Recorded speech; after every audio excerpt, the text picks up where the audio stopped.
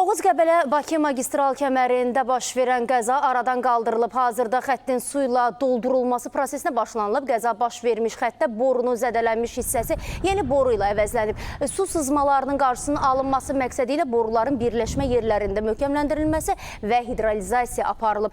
Bəs paytaxtda suyun əvvəlki rejimdə verilməsi nə vaxt bərpa olunacaq?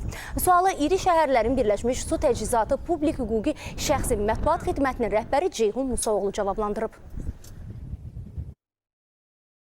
Kəmər içməli su ilə doldurulduqdan sonra Bakı şəhəri və Abşeron yarımadasının müvafiq anbarlarına ötürüləcək. Məhz bu prosesin ardından iyunun 20-si axşam saatlarından etibarən abonentlərin əvvəlki rejimlə su ilə təminatı həyata keçiriləcək. Xüsusilə diqqətə çatdıraq ki, iri həcmli magistral su kəmərlərində təmir bərpa prosesində əsas vaxt aparan mərhələ magistral kəmərin boşaldılması və yenidən doldurulması mərhələsidir.